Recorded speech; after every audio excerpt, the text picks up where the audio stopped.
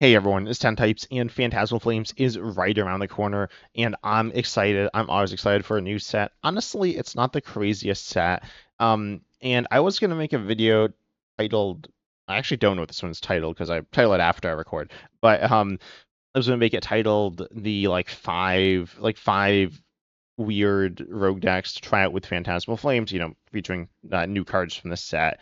But I couldn't really find five decks that were super unique that were like they're just the really cool ones there. So instead I got two, but these are really interesting. These are ideas. They're not quite complete, but you'll see what I mean. I actually talked about these on the podcast with Uncommon Fossil, which is actually coming out, I believe, tomorrow. Not sure about my upload schedule. My upload schedule's kind of weird right now because we recorded the podcast early, but make sure you subscribe so you don't miss that. And we actually have a really cool one coming out next week as well. But which again on YouTube or on other podcasting platforms. But yeah, I guess while I'm advertising, also check out my Discord server. I am doing a deck building challenge. I think some people know about it, but some people don't. So check that out. But yeah, these are some interesting deck builds. Phantasmal Flames is not the craziest set. It's mostly made up of Inferno X, which is one Japanese set, which is smaller than an international set. Then we got a couple of other cards. But there's a few interesting archetypes. The one is I'll just tease them now. The one's the Rotom, which we'll talk about later on, which does you can have two tools attached to your Rotom in play. Your Rotom has in cards with Rotom in their name, which includes Rotom EX itself. Then Mismagius EX here, which I'm going to talk about first. I actually made a whole video on Mismagius EX. Well, I made a whole video on a deck featuring Mismagius EX with some other stuff in it, but Mismagius EX is really interesting. Part of the confusion stuff in this set, which there's I think three cards for confusion in the set, but Mismagius EX I say is the main one with this ability Swirling Worlds. If it's in the active when whenever your opponent moves, um, whenever their active moves to the bench, then the new active is now confused. So pretty much it does a few things here. Also, I'll mention the attack: 6 magic for two psychic. You do 150. You can draw until you have 6 cards in hand. It's kind of a whatever attack. It's not the worst, but certainly not the best here either. Actually, it's pretty bad. But yeah, Mismagius EX, you can get away with it in the active. Obviously, confusion. If you're not actually familiar with how it works, it says that if you're confused, you go to attack. You flip a coin. If tails, your attack doesn't do anything. And then you do 30 to yourself. So it's one of these special conditions, which is essentially a 50% chance to attack. That being said, your opponent, or if you're confused, you're able to retreat still. So if you retreat, if you're not familiar with special conditions at all, if you evolve or devolve, devolving is pretty niche there. But if you evolve, then you are no longer confused or affected by a special condition. Same thing if you switch to the bench, including by retreating, which some stop, but confusion does not stop. So yeah, people will generally just retreat if they're confused, which we see in standard with Monkey Dory and stuff like that. It is somewhat disruptive, forcing them to retreat or whatever, but they can still attack usually. But here, if they play switch or they retreat or whatever, they're still going to be confused. So it means that they can't get rid of it so easily. Speaking of not being able to get rid of it so easily, the other confusion card is not that card. This card, the Stadium of Vertigo Valley, the worst of the two stadiums, unfortunately, which says that Pokemon don't recover from confusion when they evolve or devolve. I will also mention confusion in physical play. You turn the card upside down. This doesn't really matter in live, except it does matter in one sense. Not the fact that all your opponent's Pokemon are always upside down, but because of the fact that you cannot be affected by confusion, sleep, and paralysis at the same time. You can't be. You can only be affected by one because they all turn the card. Unlike poison and burn, which can be affected, you can be affected or not at the same time as any other special condition there. So do keep that in mind. Will your opponent try to put themselves to sleep to not be confused? No, that seems kind of absurd. But that is theoretically possible there. You should not try to put them to sleep if they are confused. I mean, if you think it's better, you could, but you can't get them with both. But yeah, this seems like okay. It's just relatively niche, but could be useful there. The devolving thing, your opponent's never gonna devolve themselves. So is that even possible in standard? I don't know. Tell me in the comment section if it is or if it's not. I don't think so, but I could be forgetting something. There are plenty of ways to do it to your opponent, but obviously, why would you be doing that, right? But then we also have the Brambleghast. This is the third confusion card. This one says you can, when you play it, you can make your opponent's active confused. Pretty simple, straightforward, but there is actually some hidden stuff with this card. Well, it's not exactly with this card. But I'll mention my first favorite thing about the Confusion package here, which is this is an on-play ability on a Psychic Evolution Pokemon. And do you know what you can do with on-play abilities on Psychic Evolutions? You compare them with the card that is it Suspicious? No, it's Strange Timepiece. There we go. I recently talked about this. I've talked about it way more than I should have, but it's an awesome card here. It's an item letting you devolve one of your evolved psychic Pokemon by putting any number of evolutions from it into your hand. You cannot evolve again this turn. But yeah, it's a really cool card here, allowing you to reuse the ability on something like Brambleghast. It's specifically useful with Alakazam because you can devolve. You get like you have a good ability. The Kadabra has a good ability, so you can just get a ton of value off of it. And it's not doing that good in Alakazam. Alakazam's a decently highly played deck, and it doesn't see play in it that much. So, yeah, Strange Timepiece, unfortunately, kind of bad, but okay with Brambleghast. Not amazing, but there's also a Mismagius. Mismagius in Standard from the expansion Paldea Evolve, which says when you play this Pokemon from your hand to evolve one of your Pokemon, you can move an energy from your opponent's active to one of their bench Pokemon. And yeah, generally with Confusion, you're looking at a disruptive style deck here. I mentioned you never wanted to evolve. Maybe you do it to like disrupt. I don't know. That seems kind of niche, but trying to mess with the energy seems nice. It's a card you can include anyways, and you can reuse it with Strange Timepiece. Strange Timepiece now acting as a card that either can one be an energy disruptive card or two be a confusion enabler. It's fun. Is it good? Probably not, but it's fun. The Mismagius EX I think is going to be the main focus here because if it's in the active, your opponent can't really get unconfused very easily, which is very important. They can gust around it, but I don't think it'll be amazing for them. It'll be a little clunky at least. They'll need to gust, they'll need to switch.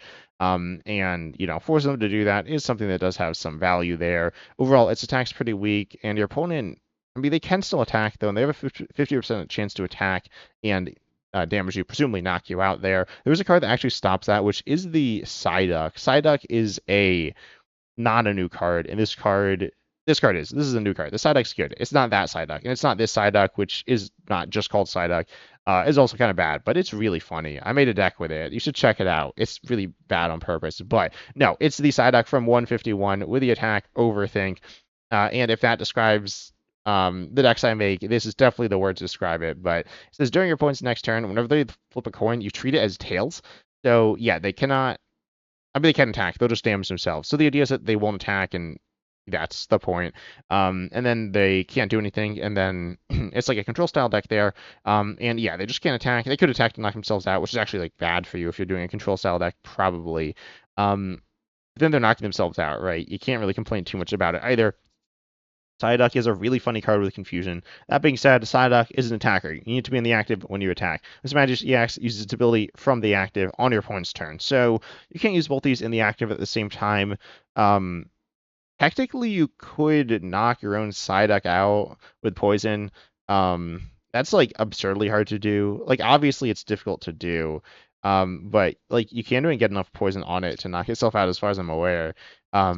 In like one turn. But anyways, so probably don't do that one. Even if you do, it's still bad, right? But Psyduck's really fun here. The reason it's bad, other than it's like hard to do, is you need to do it like a ton of turns. You'll just lose the game doing it. But yeah, Psyduck is a really funny card. I really want to make it work with confusion.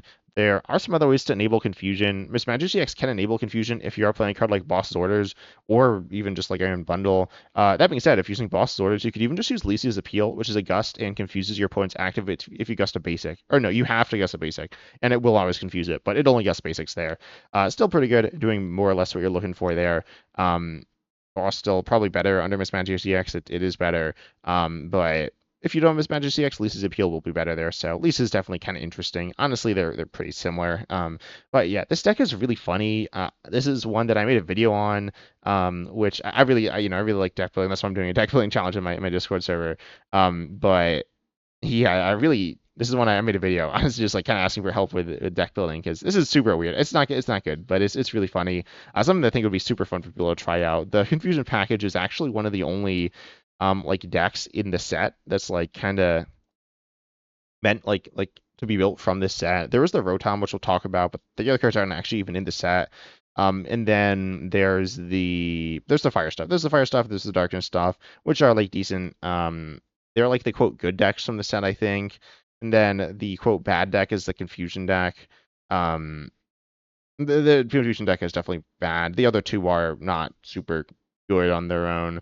Then there's also I think you're supposed to do like Ludicolo Heracross or something, but that's not very good.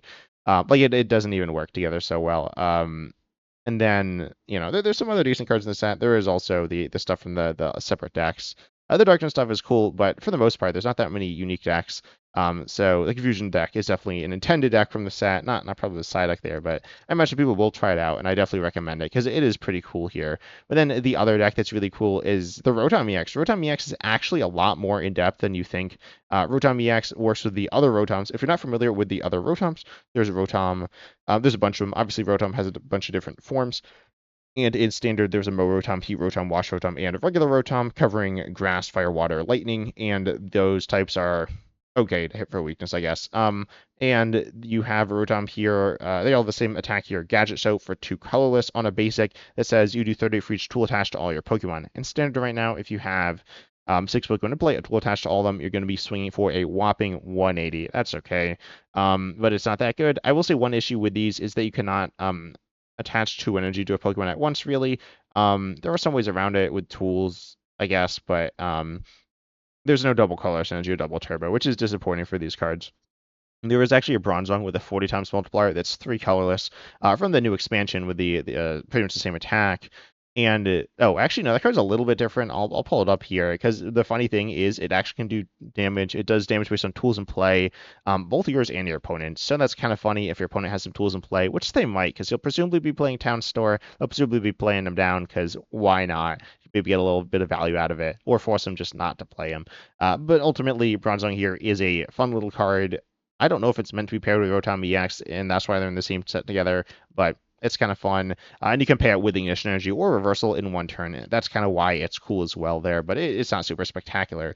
But there's Rotom here with, and they do all have another attack. Also, they have like different HPs. Half of them are over 70, which is kind of bad for Buddy Buddy Poffin, but they have more HP. Um, to survive like Dragapults or whatever. I don't know. There's like something there, I guess. But then you could also air 0 Underdepths to do a little more. But with the new Rotom EX, you can have 2 tools attached to all your Rotoms or cards with Rotom in their name, which includes Rotom EX itself, as well as your regular Rotoms. And yeah, you can have two tools on them. If you have 12 tools in play, you can be swinging for a whopping 360, which is actually a lot. It's 12 tools. That's also like a lot. Rotom EX, here is anyone played it. Yeah, one person played it. Nice. I can look. So it plays the Ace Spec here, Treasure Tracker. This card is bad because, like, obviously, right? Just in general, it's not very good. But here it's good, I guess. You search your deck for 5 tools, reveal and put them into your hand. Yeah, obviously you need a lot of tools. Gets you a bunch of tools. Doesn't get you even half the amount that you're looking for in your entire board. Also, I will say, I've said this a few times, I got a comment, someone's like, yeah, you should play like Rotom. I think this was before Rotom EX was, I mean, obviously before it was out. I don't know if they intended for me to play it with Rotom EX. I'm probably gonna use that comment as like as a thumbnail because it's just a cool deck, honestly. Rotom EX, or the Rotom with the tools, then you use the TM machine, I believe, which searches for a bunch of TMs, which are tools. Of course, they fall off at the end of your turn, no matter what's happened, unless they don't. If you play Jamming Tower, you Jamming Tower yourself, then you are unable to do anything with your tools, including discard them at the end of your turn. So that's pretty cool there, and allowing you to have like actually like keep them in play, which is obviously very important. Of course, if your opponent bumps the stadium, you've lost like all your tools, which is like you cannot really come back from that. And like there's not that much you can do about it. So presumably you're going to be playing, things are going to go kind of okay, and then your opponent's going to bump your stadium, and then you just lose. But anyways, that's like a funny idea. I did want to mention that there. As a card that's actually, TM Machine is pretty similar to Treasure Tracker in this list. Obviously, Treasure Tracker gets some better tools. You got EXP Share, you got Brave Bangle. There's also Counting. Counting is super good. Air Balloon is obviously like a good tool in general. Bravery Charm, honestly, like not super good in this list. You can double stack your Rotoms with Bravery Charm or whatever as well, which is actually like really good. Getting multiple tools in a Pokemon, allowing you to do some pretty interesting stuff, doing a bunch of extra damage. Really low retreat cost with Air Balloon. If your opponent's got a bunch of Spidops, you can still have a cheap retreat cost there. But anyways, a more realistic thing, obviously, looking at Counter Gain just being a really nice. I think Counter Gain is like amazing for the deck. I think it's very important because let's be honest, you're not going to be up in prizes that often. And Counter Gain, it's an energy, except it's not your attachment for the turn, pretty much. So it's super good there. But there's actually something else you could do with the Rotoms that I haven't talked about. I talked about on the podcast, which Uncommon Fossil recommended to me, saying that you can use the other Rotoms with multiple tools. I think you specifically mentioned this Rotom, which is an interesting card. This card is really situational. The second attack is a mediocre attack. I've tried to use it for that a little. It's pretty situational. But Crushing Pulse, really interesting for one lightning. Your opponent reveals their hand. You discard all items and tools you find there. This is really useful in some situations to remove. I don't know. I mean, items are good. Tools are kind of good as well. And yeah, you could get rid of them. Could be really nice there. There's also Rotom. This is a Pokemon for one color. So you do 30, discard all tools and special energy from your opponent's Pokemon. Funnily enough, you're getting rid of tools a lot with this. There is also this Rotom, which isn't very good. But then there is, I guess Rotom, this one like is hand disruptive as well. And this one also, I guess, is disruptive, but not really. But then there is also this Rotom, which recovers an item from your discard into your hand. Pretty good there, honestly. I'm not amazing, but it's all right. Obviously, Fan Rotom good as well. Played in some different things, including something like Pidgeot EX Control. Not necessarily, but it could be there. And what I'm getting at, if you can't tell, is Control Rotom. You get two tools on your Pokemon in play, which can be useful. There's some powerful tools for Control.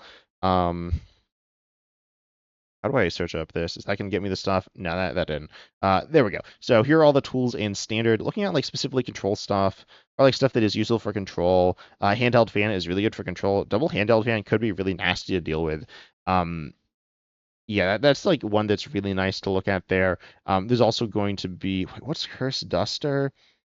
Yeah, so if this Pokemon is knocked out, you discard a random card from your opponent's hand. It could be really nasty to deal with as well. There's also the funniest thing you can do probably is what's the tool? Luxurious Cape. Wait, that is a different art. Where is Luxurious Cape? It is I can't see it. Oh, there we go. I found it. Never mind. It does not have. I mean, it has another art, but not in a different set. Regardless, this card gives you 100 more HP on a non-rule box. On a non-rule box specifically, don't put this on your Rotom EX if you want to do anything. But you get 100 more HP. You give them an extra prize when knocked out.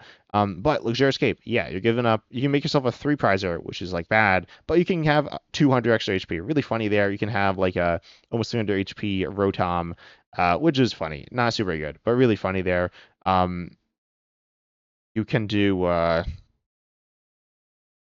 I don't know. Most of these tools aren't like super good to double stack or anything. Gravity Gemstone. There we go. That one's good as a disruptive tool. Also, you can mix and match. You can slap like Gravity Gemstone and Bravery Charm or whatever on a card and just get some really funny combos. I'm really excited to play with Rotom EX. Again, shout out to Uncommon Fall. So make sure you go subscribe to him on YouTube. And yeah, some really funny decks you can do there with the Rotom. I don't know if there's like some in between, some like I don't know, something that's like not super controlly where you just have a lot of extra time and stuff, you're dragging out the game, or like a very Rotom toolbox. Well, I guess it's all like toolbox, literally toolbox decks, where you're using a lot of tools on your Rotoms to do big damage. I don't know if there's like some other thing you can do there. Obviously Brave Bangle, you can like stack those on, but the other Rotoms just aren't super powerful. And yeah, I mean, like again, double stacking most of these tools isn't going to be doing too much, but overall, it's a really funny card. But tell me down below in the comment section what your thoughts are on these two decks I presented today, and I definitely recommend trying them, like in Pokemon DCG Live. Obviously, pretty easy to get stuff, and there's only a few like really fun like megas from the set. There's just less megas than the last set, and like things like that. So I definitely recommend trying these out. They're really fun. But I hope you enjoyed. Make sure you like, subscribe, hit the bell, all that good stuff. And as always, I'm excited to see you in the next video.